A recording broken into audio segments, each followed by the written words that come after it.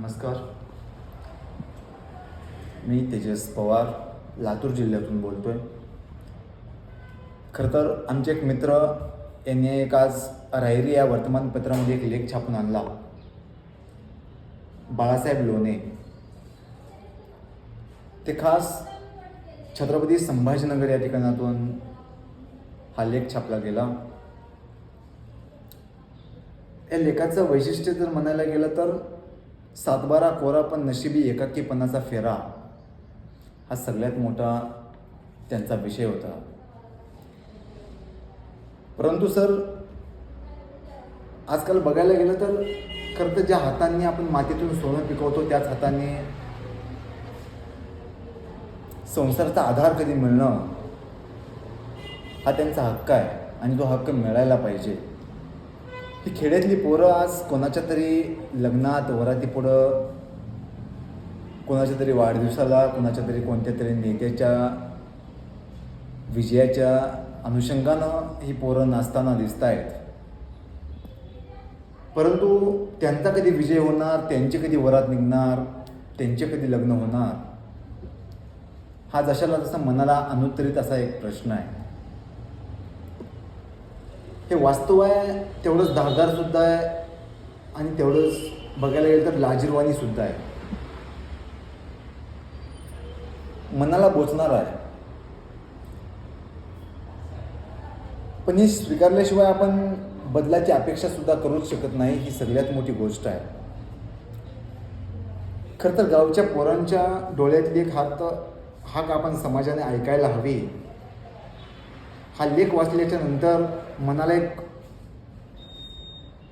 अपेक्षा आहे, या समाजाकडून एक अपेक्षा आहे की ग्रामीण तरुणांप्रती सुद्धा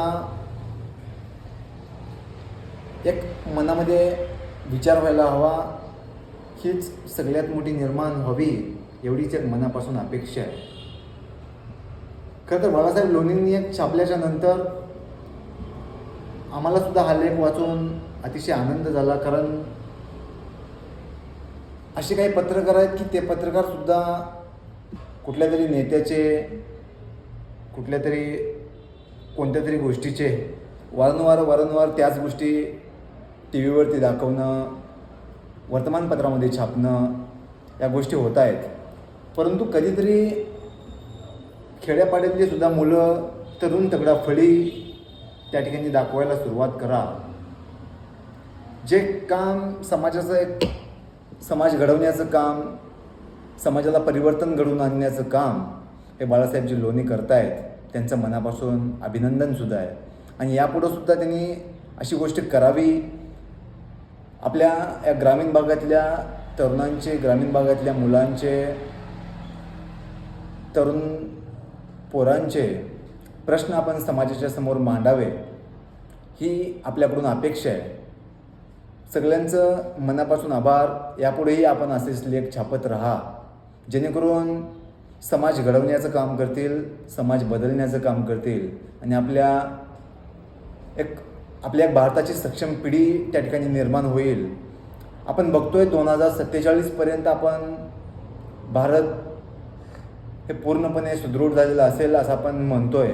परंतु जोपर्यंत खेड्यापाड्यातली मुलं जर त्या ठिकाणी सुदृढ नाही झाली, त्या ठिकाणी सुशिक्षित नाही झाली, तर खऱ्या अर्थानं आपला भारत देश त्या ठिकाणी सक्षम झाला असं आपल्याला म्हणता येणार नाही. ही सगळ्यात मोठी गोष्ट आहे. खरं तर डॉक्टर APJ अब्दुल कलामांनी एक वाक्य सांगितलं होतं की बाबा, आपण जर बघायला गेलो तर आपण सगळ्या गोष्टी घडत असताना जोपर्यंत आपण खेड्यातला विकास जोपर्यंत करत नाही तोपर्यंत आपण भारत देश हा सक्षम झाला असं आपण म्हणू शकणार नाही. आणि आजसुद्धा अशा काही खेडेगावामध्ये लाईटची सुद्धा सुविधा नाही, काही खेडेगावामध्ये पाण्याची सुद्धा सुविधा नाही. यासुद्धा खेडेगावातले सगळ्याच सर्वांगी ज्या पद्धतीने आपण म्हणू, म्हणजे सगळ्या गोष्टी त्या ठिकाणी आपण अपलोड करायला लागा, आपण त्या ठिकाणी वर्तमानपत्रामध्ये छापून द्यायला सांगा आणि आपण सगळ्यांना, सगळ्या समाजाला एकत्रित घेऊन काम करता. हे आपलं सगळ्यात मोठेपण म्हणायला हरकत नाही. यापुढे सुद्धा आपण असं करावं हीच आई तुळजाभवानी चरणी मनापासून प्रार्थना. आपल्या सर्वांनाच हा लेख आपण सर्वांनी वाचावा ही सगळ्यात मोठी अपेक्षा. मनापासून धन्यवाद.